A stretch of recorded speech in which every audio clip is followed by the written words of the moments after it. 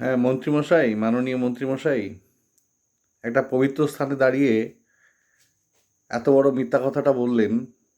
আপনার ভয় লাগলো না? আপনার বুক দুরু দুরু করলো না? হাত পা কাঁপলো না? পার্শ্ব শিক্ষকদের বেতন কাঠামো দিয়ে দেওয়া হয়েছে।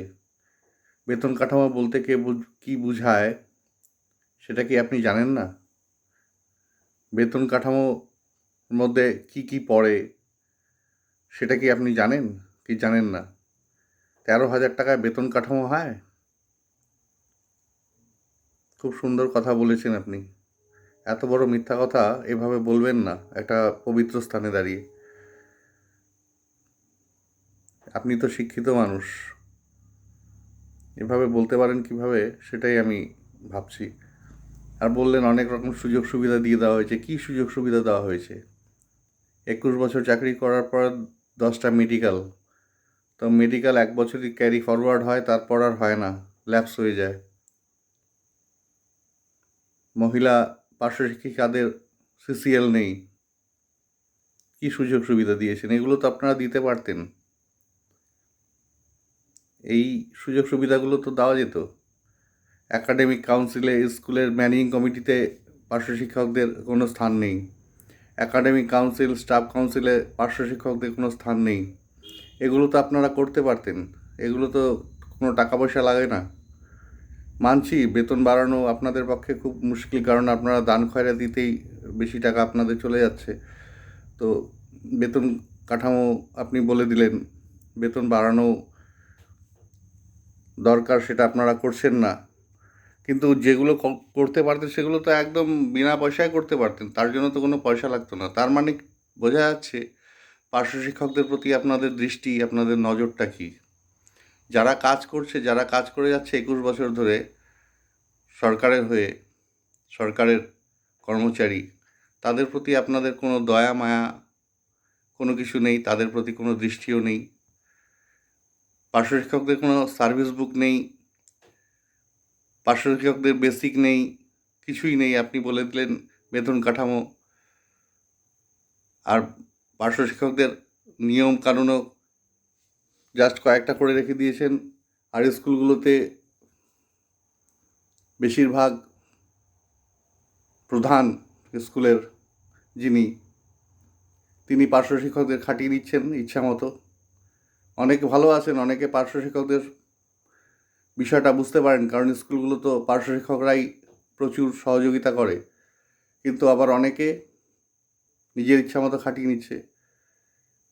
রিসেন্ট আমি আমাদের এখানে একটা স্কুলে শুনলাম 2020 থেকে সিএল আর মেডিকেলের হিসাব করছে পার্শ্ব শিক্ষকদের।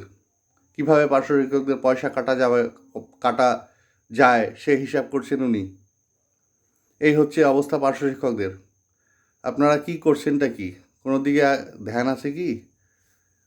যারা শিক্ষাটাকে ধরে রেখেছে, এই কোনো নিয়োগ নেই যেখানে, কোর্ট কেসে জর্জরিত হয়ে আছেন।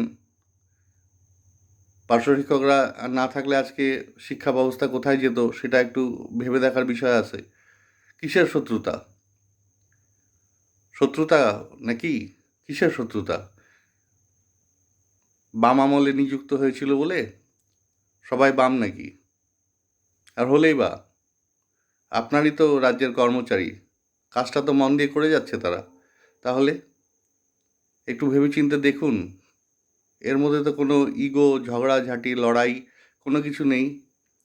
সবারটা বাড়াতে পারলেন, পার্শ্ব শিক্ষকদেরটা বাড়ানো যাবে না।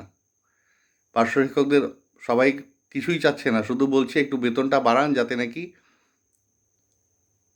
বেঁচে থাকতে পারে। মৃত্যু মুখে চলে যাচ্ছে সব পরিবারগুলো, খুবই খারাপ অবস্থা। এতটুকু করা যায় না? বেতনটা তো অন্যদের বাড়ালেন, সকলের বাড়ালেন, যাদের বাড়ালেন তাদের পরিবারের দরকার আছে, তাদেরকে বাড়িয়েছেন, ভালো করেছেন। তো পার্শ্ব শিক্ষকদের পরিবার নেই? ওনার ছেলে মেয়ে, ওনাদের ছেলে মেয়ে নেই?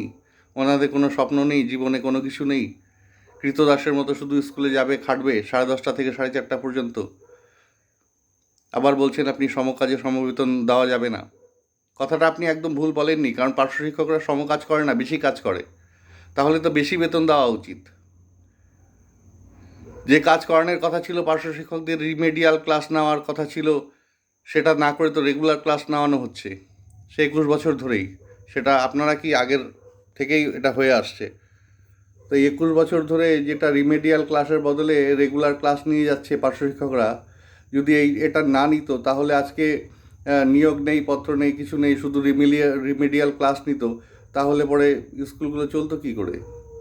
রেগুলার ক্লাস করানো হচ্ছে 10:30 থেকে 4:30 পর্যন্ত, আবার এদিকে বলা হচ্ছে সমকাজে সমবেতন দেওয়া যাবে না। সমকাজে সমবেতন কি? সমকাজের থেকে তো বেশি কাজ করছে, অন্যান্য বিএলওর ডিউটি করছে, ইলেকশন ডিউটি করছে, সবই করছে। সেন্সাসের ডিউটিও করানো হয়েছে 2010 সালে, 11 সালে, সব কিছুই করানো হচ্ছে। কি করানো হয় না? মিড ডে মিলে দেখাশোনা পার্শ্ব শিক্ষকরা করে। ডিআই অফিসে যাও, ডিপি অফিসে যাও, ডিই অফিসে যাও, এসআই অফিসে যাও, সব জায়গায় দৌড়াও। কি বলবো আর, দুঃখজনক ঘটনা। একটু চিন্তা ভাবনা করুন আপনারা, একটু দৃষ্টিটা ফেরান। শত্রুতার কিছু নেই এখানটায়। আপনাদের হয়ে কাজ করছে, আপনাদের সরকারের হয়ে কাজ করছে যারা, তাদের দিকে তাকাবেন না? এভাবে চলবে কতদিন বলুন তো? আর এই মিথ্যাচার করবেন না। বেতন কাঠামো দিয়ে দেওয়া হয়েছে, না জেনে বলে থাকলে আলাদা ব্যাপার। আপনি হয়তো জানেনই না বেতন কাঠামো কাকে বলে, কি ব্যাপার। বেতন কাঠামোর ভিতরে কী কী পড়ে বলে দিলেন। 13,000 টাকায় বেতন কাঠামো, 15,000 টাকায় বেতন কাঠামো, 10,000 টাকায় বেতন কাঠামো হয়ে গেল। পার্শ্ব শিক্ষকদের বিষয়ে একটু চিন্তা ভাবনা করুন মন্ত্রীমশাই, একটু চিন্তা ভাবনা করুন।